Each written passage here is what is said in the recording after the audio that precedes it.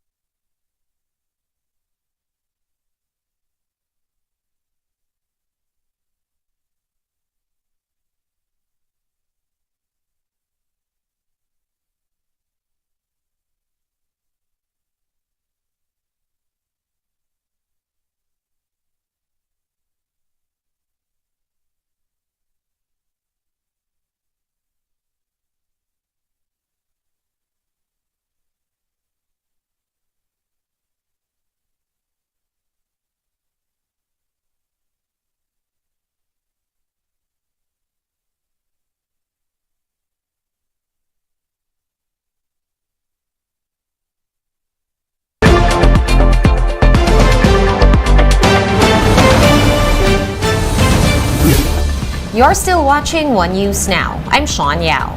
Senate President Mig Zubiri is urging those opposed to the Regional Comprehensive Economic Partnership, or RCEP, to consider how the trade agreement could benefit the country. Zubiri said that main agencies involved in RCEP's implementation are all for the program. The RCEP is a free trade pact among ASEAN member states and other neighboring nations and is considered as the largest free trade agreement in the world. At present, only the Philippines has yet to ratify the pact. Very expensive fertilizer. Kasalanan ba ng RCEP yan? Wherein RCEP is supposed to be able to bring in goods here for tariff-free. Di ba, ang paghuhuli ng smuggling, kasalanan ba ng RCEP yan? Hindi kasalanan ng RCEP yan, kasalanan ng agency yan. Who, by the way, said it by her brother. So, I think, they should have a long talk together.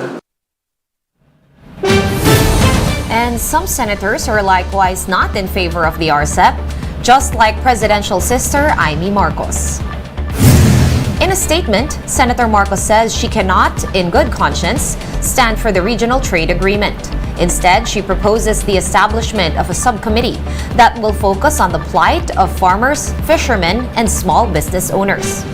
Senator Marcos argued that the agriculture sector does not need the added burden of competition, as it already has to deal with issues like smuggling and hoarding. The ratification of the RCEP is one of the priority measures of her brother, President Bongbong Marcos. And still on the president, Marcos Jr. is urging all Filipinos to pay correct taxes. He made this statement during a tax campaign launch in Pasay City. Marcos Jr. also ordered revenue officials to work hard and gain the public's confidence in the Philippine tax system. I encourage the public to pay the correct amount of taxes on time to support the country's economic recovery and expansion so critical in this time. It is my confidence that you will continue to cooperate, collaborate, and coordinate with the government. The president is also backing higher taxes for luxury items like high-end bags, jewelry, and cars. Albay Representative Joey Salceda has filed a bill increasing the luxury tax 25% from 20% in a bid to generate more revenues for the government. Kung titignan ninyo, yung mga luxury items, yung mga magagarang kotse, yung mga designer na damit at saka mga bag, lahat, hindi nagbabago ang presyo niyan dahil may kaya ang mga bumibili. So, palagay ko naman, it's reasonable that we will tax the consumption side of those who are consuming luxury items. Let's now take a quick look at today's other top stories. Divers from the United States Navy have begun pulling pieces of the downed Chinese balloon from the ocean. These will be brought to the FBI laboratory and other sites where experts can analyze the pieces. The suspected Chinese spy balloon was shot down over the weekend on the order of U.S. President Joe Biden. The OTS, or Office for Transportation Security, said that it has found many violations in the security screening of K-pop group ENHYPEN. The OTS is releasing the result of their probe on the incident this week. And Los Angeles Lakers star LeBron James is the new all-time leading scorer in the NBA. He surpassed fellow great Kareem Abdul-Jabbar, who held the record for almost 4 decades. LeBron ended the home game against the Oklahoma City Thunder with 38,390 career points. For more updates, visit News 5, The Philippine Star, and Business World online. Visit our website, onenews.ph, for more in-depth analysis. You can also catch One News on Signal Play. Register for a free account at www.signalplay.com and stream One News Live anytime, anywhere. I am Sean Yao. We are One News.